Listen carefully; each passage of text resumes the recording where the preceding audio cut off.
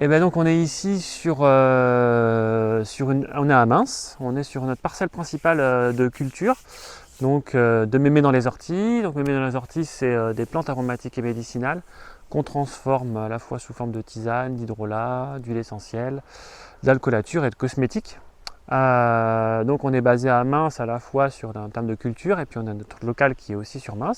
Ici c'est l'espace principal de culture, on a à peu près 1000 m² de culture diversifiée en sachant qu'on fait aussi beaucoup de cueillettes. Donc ici on va pouvoir voir pas mal de plantes différentes parce qu'on base notre activité sur une grande variété de plantes pour servir tous les aspects de la santé du quotidien qui peuvent concerner les gens, des aspects très quotidien banal, on va dire, des choses comme un dentifrice jusqu'à des choses un peu plus spécifiques par rapport à des problèmes de santé. Donc ce qui fait qu'on a une grande variété de plantes et ce qui fait que sur ce terrain, on va retrouver des plantes, beaucoup de plantes différentes. Si je commence par ici par exemple, on a de la menthe poivrée. Donc la menthe poivrée qu'on va utiliser pour une tisane, qui peut très bien se consommer en sec, mais qui se consomme, qu'on va aussi faire une distillation avec. Donc on va mettre dans l'alambic et distiller pour récupérer l'hydrolat et un peu d'huile essentielle. Donc ce produit-là va nous servir donc dans un mélange, notamment là en l'occurrence pour un bain de bouche, parce que la menthe poivrée, c'est cet aspect frais, cet aspect apaisant aussi, antalgique, qui est intéressant quand on a des problèmes au niveau des dents. Voilà, donc ça c'est les plantes qui occupent cet espace-là. Si on avance un peu, ici on a de la mélisse. Nous on aime beaucoup cette plante, hein. C'est une plante qu'on connaît un peu sous le nom un peu de citronnelle des fois, ou mélisse citronnée. C'est une plante donc, qui a ce petit goût de citron qui est vraiment sympa, qui est une plante qui est digestive, donc qui sert en tisane notamment, qui est intéressante en tisane, mais qui va aussi servir, qu'on va aussi distiller pour le coup, hein. L'idée c'est aussi d'avoir différents types de transformations selon les usages, et aussi on la rentre dans le cadre d'un mélange pour apaiser les problèmes digestifs. Voilà. Qu'est-ce qu'on va pouvoir voir aussi? À côté on a la petite cousine de la menthe poivrée, la menthe verte, hein, que tout le monde connaît, qui est la menthe qu'on appelle marocaine aussi. Voilà, qui est aussi utilisée pour des vertus digestives et en tisane. Tiens, on va pouvoir descendre. Alors, ici on a du cassis par exemple. Je m'arrête pour faire un petit point sur la manière dont on cultive. On essaye vraiment dans nos modes de culture. Il y a beaucoup de verdure, on essaye de maintenir au maximum la terre avec des végétaux autour. Donc il y a des bandes enherbées. Il y a des fois des désherbages qui sont plus ou moins, on va dire, aboutis. En tout cas, on a voulu délibérément plutôt laisser quelques plantes un petit peu se mettre entre nos cultures. Et notamment, ça nous permet d'avoir des plantes, qu'une plante sauvage qu'on ramasse ici, mais qui est sauvage, qui est venue toute seule spontanément, qui s'appelle la prêle des champs.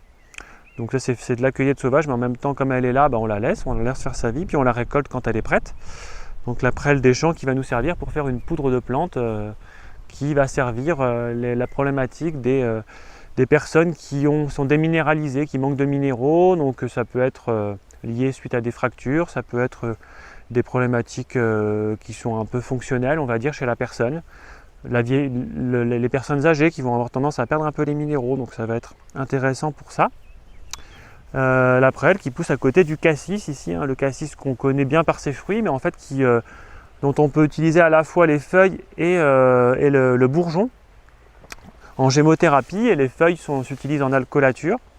Nous, c'est une plante qu'on aime vraiment beaucoup, le cassis, qui est une plante qui va être intéressante dans les problématiques articulaires inflammatoires, notamment, mais aussi toutes les problématiques qu'on dit auto-immunes, c'est-à-dire les allergies par exemple, très intéressantes au niveau des allergies, mais ça peut être aussi des troubles articulaires auto-immuns aussi. Voilà, donc dans ce cas-là, nous on récolte les feuilles. On laisse les fruits pousser, hein, mais on va récolter les feuilles bientôt. Là, ça va être le moment de récolter les feuilles.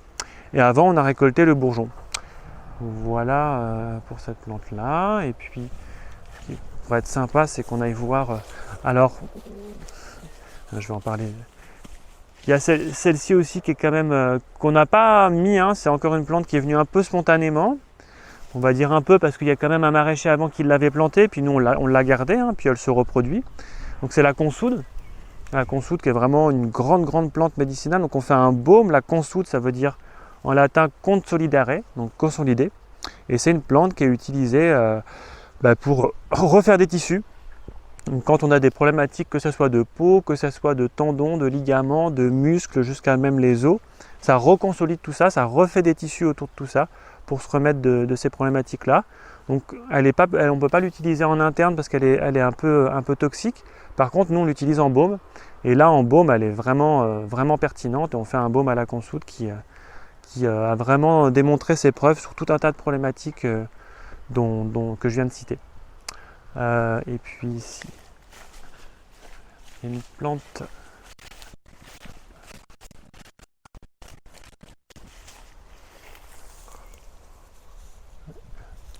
Il y a une jolie plante qui est connue, qui s'appelle le calendula, qui est une petite plante de la famille du pissenlit, et qui est pour l'instant en début de floraison, mais en tout cas qui est vraiment super intéressante aussi, nous, qu'on utilise. Voilà, nous on a un ensemble de produits qui sont du coup très vastes par rapport à ce que j'ai dit tout à l'heure. Donc on utilise à la fois sur cette plante dans la partie cosmétique, parce que c'est une plante qui est cicatrisante, anti-inflammatoire, antiseptique. Donc ce qui est intéressant chez cette plante, c'est que quand on va avoir des plaies, des choses comme ça, des choses qui cicatrisent mal, des problématiques de peau aussi qui ont tendance à créer des infections, et on va utiliser donc on a fait un baume au calendula qui est la consoude et le calendula sont les deux baumes qu'on fait uniquement avec ces plantes-là, parce qu'elles ont en tant que telles un ensemble de vertus qui les rend vraiment cohérentes par rapport à l'action qu'on donne à ces plantes-là. Et c'est une plante aussi non seulement qui est intéressante sur la peau, mais qu'on retrouve les propriétés anti-inflammatoires, antiseptiques aussi en usage interne. Donc ça peut être intéressant, par exemple quand on a des inflammations du tube digestif, donc on la prend, dans ce cas-là, nous on fait une alcoolature, c'est-à-dire une macération de plantes dans l'alcool. Et dans ce cas-là, ça va être vraiment intéressant pour tout ce qui est problématique gastrique.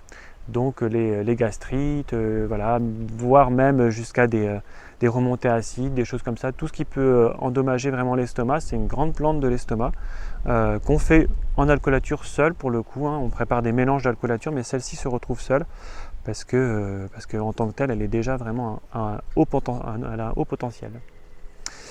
Et voilà, sur ce terrain aussi, on a cette plante-là ici qui commence à être un peu répandue dans les jardins parce qu'elle est vraiment jolie, puis elle est assez facile de culture. Ça fait une belle fleur rose qui s'appelle l'échinacée pourpre. Donc elle est plutôt rose pourpre. Et ici on utilise la racine.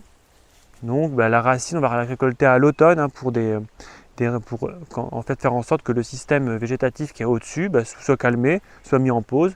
Et du coup la racine concentre plus les principes actifs des plantes à ce moment-là.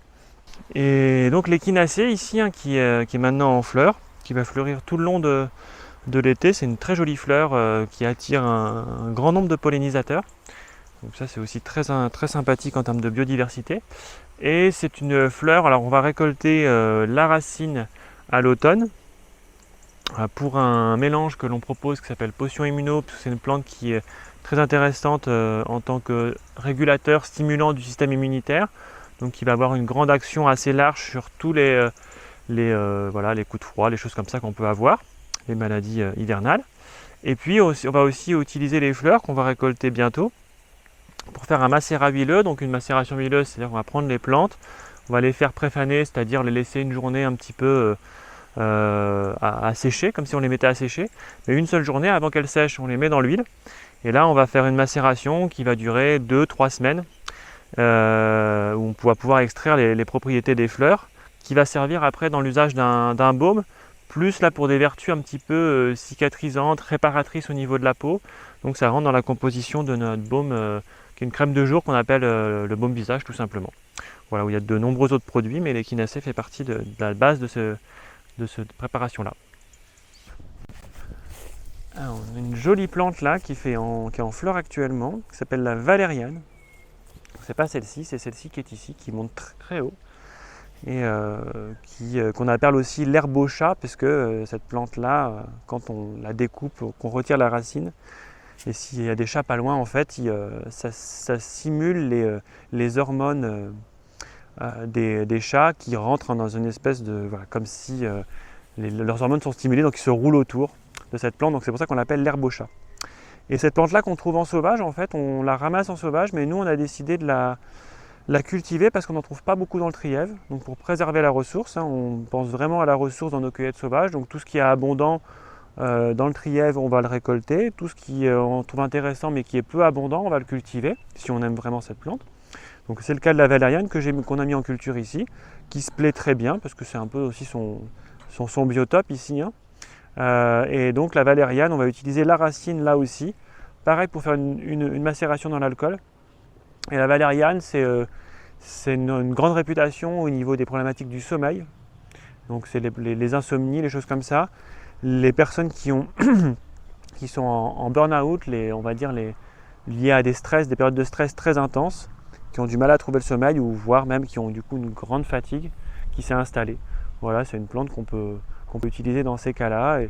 Et donc c'est pareil ici, elle va rester comme ça. On va récolter la racine un peu plus tard. Voilà, et puis ici peut-être celle-ci qui est à côté, qui s'appelle la guimauve, hein. C'est la guimauve avec laquelle on faisait la barbe à papa. Maintenant ça se passe plus comme ça. Mais cette plante elle est extrêmement douce et c'est une plante qui est intéressante pour justement avoir cet aspect doux au niveau du corps et au niveau notamment des bronches. Ça va apaiser les problématiques au niveau des bronches. Donc là c'est pour un petit mélange de tisane qu'on destine vraiment surtout aux enfants parce qu'il y a un aspect très doux et les jeunes enfants quand ils ont des irritations. Là ça va vraiment avoir un côté apaisant. On va rajouter du coquelicot avec parce que ça va aussi permettre, le coquelicot a un côté non seulement doux mais en plus apaisant pour les problématiques de quinte de toux, par exemple les inflammations. Ça va aussi calmer la personne, l'aider à s'endormir. Chez les enfants c'est aussi très intéressant d'être dans cet aspect-là de ces plantes-là.